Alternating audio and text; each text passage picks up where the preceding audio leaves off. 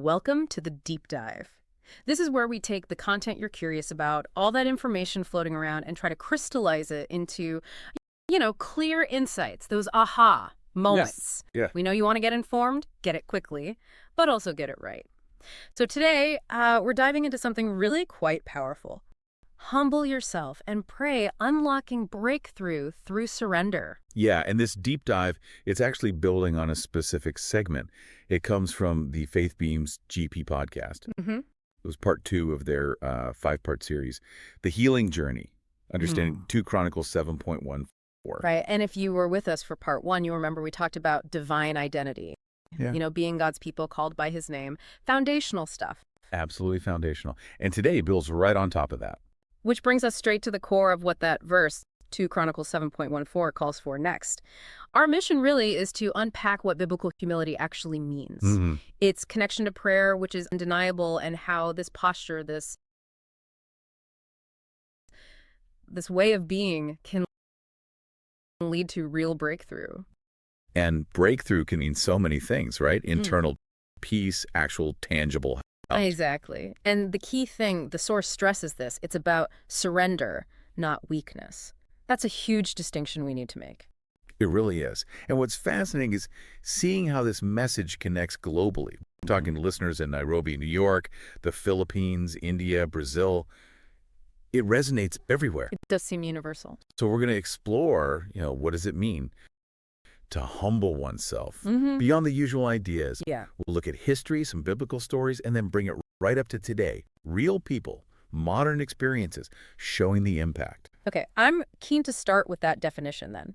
How the source redefines humility. Because, like you said, I think a lot of people get this wrong.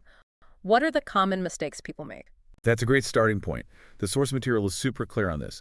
Biblical humility, it is not weakness. Absolutely not. Okay. It's not thinking you're worthless either. And it's definitely not about letting people just, walk all over you. All right, so what is it then? In this context, true humility is really about surrender. It's a choice, a deliberate choice to release control. Surrender. Wow, that word. It's got weight, doesn't it? It's basically saying, God, I don't have all the answers. I can't do this alone. I need you. Precisely. Without you, I am nothing. In that sense. And then there's that amazing promise, James 4.10, humble yourselves before the Lord, and he will lift you up. It almost sounds like a contradiction. It does, doesn't it? Go low, get lifted high. Yeah. How does surrender actually connect with being lifted up? Well, the source unpacks it by showing it's not giving up, like in defeat. No. It's more like opening up. You're acknowledging your limits. Yeah. And by doing that, you're inviting God's help, his intervention. Makes sense. And that really brings up a question for all of us listening. Where in your life do you maybe need to surrender control? Could be anything. Finances. Yeah. A health situation.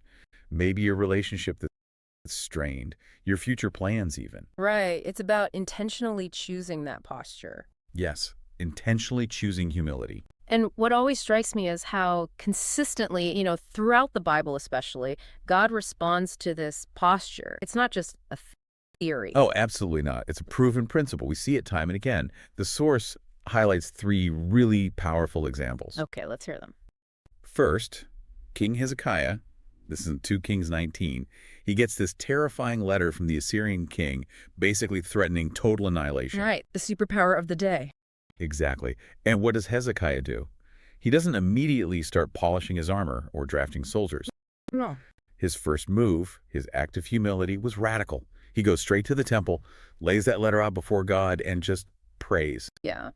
Humbly asks for help. And the result. A stunning, miraculous victory.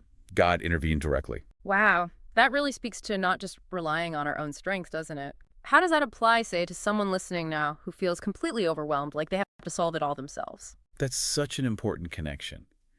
Because Hezekiah's move wasn't passive resignation. It was an active, powerful decision to hand the battle over. It shows humility isn't about doing nothing. It's about strategically redirecting where you place your trust and focus. Okay. That's powerful. What's the next example? Then we have Hannah. Her story's in 1 Samuel 1. She was devastated, childless, facing constant ridicule, just heartbroken. A very painful situation. Deeply painful. But instead of just getting bitter or lashing out, She takes her pain somewhere specific. To the temple. Yes. She goes to the temple, weeping bitterly, and just pours out her soul to God, a raw, humble prayer. God heard her, Yeah. gave her Samuel. What a turnaround, from barrenness to breakthrough. A massive breakthrough. And finally, there's Jesus' own story, the parable he told about two men praying, Luke 18. Ah, yes, the Pharisee and the tax collector. That's the one. One guy, the Pharisee, stands up front, basically listing his spiritual resume, all puffed up with pride. Look how good I am. Right. But the other man, the tax collector, someone generally despised back then, he just stands way back, can barely look up, beats his chest and says, God have mercy on me, a sinner. just that. Simple, humble. And Jesus says that man, the tax collector, went home justified, right with God, not the proud one. So humility aligns us with grace. It's not about groveling, but about honesty before God. Exactly. Honesty about our need. So across all these stories, Hezekiah, Hannah, the tax collector, the message seems incredibly consistent. It really is. God honors humility. He draws close when we choose to bow low, metaphorically speaking. And it's not just ancient history, right? This principle is alive today. Oh, absolutely. And we see that in the modern stories, the source material shares. Ordinary people, extraordinary answers, all linked to humbling themselves and praying. Okay, this is where it gets really compelling for me. Hearing the real life proof, like the nurse in the Philippines. Yes, that story. Working during the pandemic, just completely overwhelmed, right? Long shifts, fear all around. I can only imagine. And one night, she just couldn't take it anymore. She knelt down by her hospital locker and just prayed, God, I surrender this fear. I cannot do this without you. Simple prayer. What happened? That night, she felt this incredible peace wash over her, something she hadn't felt before. So the breakthrough wasn't necessarily the pandemic ending right then. No, not an external shift like that, but an internal one. Finding profound peace right in the middle of the chaos. That's a huge breakthrough, and it came directly from surrendering that fear. That is huge. Then there was the single mother in Nigeria. Right. Struggling with rent, feeling totally hopeless, at the end of her rope. What did she do?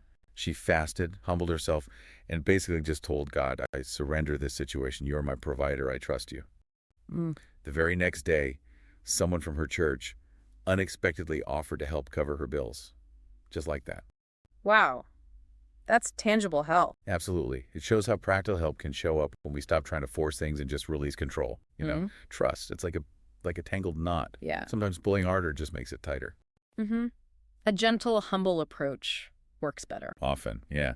And the last one was the teenager in the USA. Yes. Dealing with really bad anxiety attacks before school. Crippling anxiety. Yeah. And one morning, instead of just spiraling in that anxiety, they just dropped to their knees, cried out, God help me. And that became their pattern. It did. Prayer became the first response, not the last resort. It fundamentally shifted how they faced that challenge. These are really compelling stories. They show it's not just theory, is it? It's a lived reality for people just like us, just like you listening. Exactly. And the breakthrough looks different for everyone. Peace, provision, a change in perspective. Okay, so as we start to wrap up this deep dive, let's just pull back and look at the main theme again. It's this profound power of biblical humility understood as surrender, and how it's directly linked, undeniably linked, to unlocking breakthrough through prayer. Yeah. And remembering, it's not weakness. It's a posture God honors. It allows connection. It allows him to lift us up, like James said. Right, from King Hezekiah facing down an empire, to Hannah praying through tears, to the tax collector just asking for mercy. And then the modern examples. The nurse finding peace, the mother getting help, the teenager overcoming anxiety. They all echo that same principle, don't they? They really do. God draws close when we bow low. It's a universal spiritual dynamic. And just a reminder, this deep dive is one part of that bigger series, the healing journey, understanding 2 Chronicles 7.1 feel. It's an unfolding invitation, really. It is. And next time we'll be looking at the next part of that verse. Seek my face and turn, which is described as a compassionate call to realignment. So, continuing the journey. Sounds important. Definitely. So we'd encourage you, if you haven't already, follow or subscribe to this deep dive so you don't miss what's coming next. Yeah, and maybe share this one with a friend or family, someone in a group you're part of who might find it helpful. And, if you feel inclined, Leaving a rating or a review really does help get this message out to more people wherever they are in the world. It really does. So as you think about everything we've discussed, maybe you don't just think about where you need to surrender, but take it a step further. What specific action, maybe even a small tangible thing, could that surrender look like in your life today, tomorrow? That's a great challenge. Moving from understanding to action? Yeah, because Exactly. what if? What if the very thing you're holding on to so tightly is actually blocking the breakthrough you need, and letting it go, surrendering it, is the key. That's a powerful thought to sit with. It is. And always remember, as the series emphasizes, you are part of God's people. You are called by his name. You are loved beyond measure. Keep leaning into this journey towards healing, towards breakthrough, towards that deeper intimacy. Thanks for diving deep with us.